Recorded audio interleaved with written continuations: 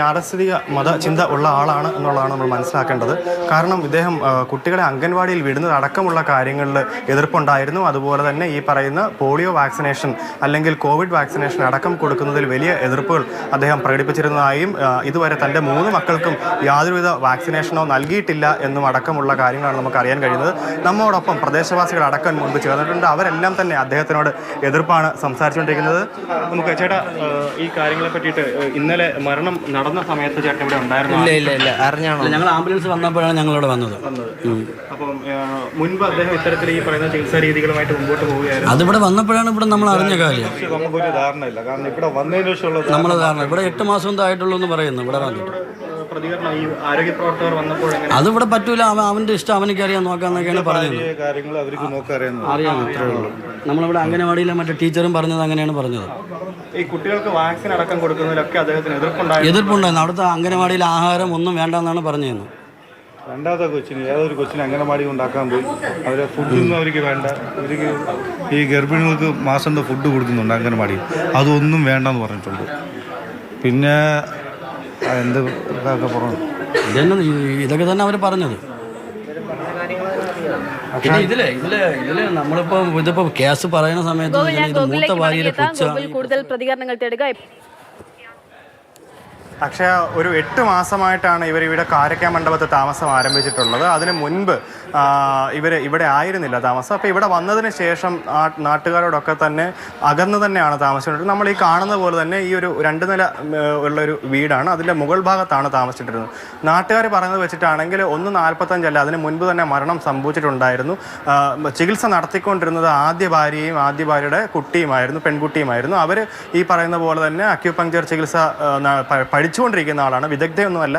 അവർ ആ വിഷയം പഠിച്ചുകൊണ്ടിരിക്കുന്നതേ ഉള്ളൂ. അതിനിടയ്ക്ക് അവർ തന്നെയാണ് ഈ പ്രസവം എടുക്കാനായിട്ട്, ആ പ്രസവത്തിൻ്റെ അവസാന ഘട്ടത്തിലേക്ക് വരുമ്പോൾ രക്തസ്രാവം ഉണ്ടാകുന്നുണ്ട്, അതുപോലെ കുട്ടി പുറത്തു വരാത്തൊരു സാഹചര്യം ഉണ്ടാകുന്നുണ്ട്. ഈ സാഹചര്യത്തിലൊക്കെ തന്നെ ഇവർ തന്നെയാണ് ഈ പ്രസവം എടുക്കാൻ ശ്രമിച്ചതും അതിന് മുൻപ് തന്നെ ആൾ മരിച്ചു എന്നുള്ളതാണ് അറിയുന്നത്.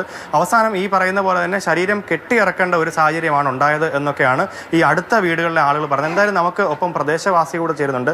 എന്തായാലും മതവിശ്വാസമോ കാര്യങ്ങളോ ഒന്നുമല്ല ഇവിടെ നടന്നിട്ടുള്ളത്.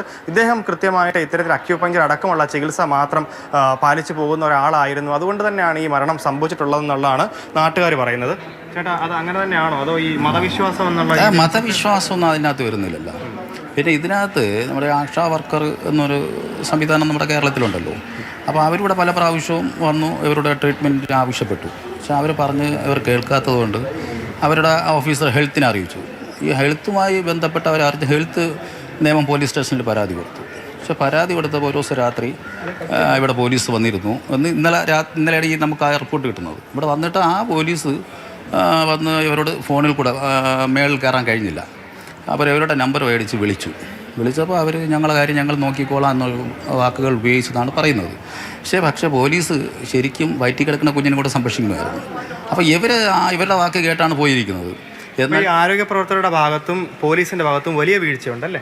ആരോഗ്യ പ്രവർത്തകരുടെ ഭാഗത്ത് വീഴ്ചയില്ല. അവരുടെ നിയമം നടപ്പിലാക്കി. കാര്യം അവർ കേൾക്കാത്തത് കൊണ്ടാണ് അവർ പോലീസിനെ അറിയിച്ചത്. അപ്പോൾ പോലീസ് ഇവിടെ രാത്രി വന്നിട്ട് ഇവരുടെ വാക്കും കേട്ടുകൊണ്ടങ്ങ് പോയി. തിരിച്ച് പിറ്റേന്ന് വന്ന് 2 വനിതാ പോലീസിനെയും കൊണ്ടുവന്ന് ഇവരെ ഹോസ്പിറ്റലിലാക്കിയിട്ട് ഈ മരിച്ചുപോയ പെൺകുട്ടി പാലക്കാട് എന്ന് പറയുന്നില്ലേ, അവരെ രക്ഷകർത്താവിനെ വിളിച്ച് വരുത്താൻ വരും. അപ്പോൾ പാലക്കാട് സ്വദേശിയാണല്ലോ.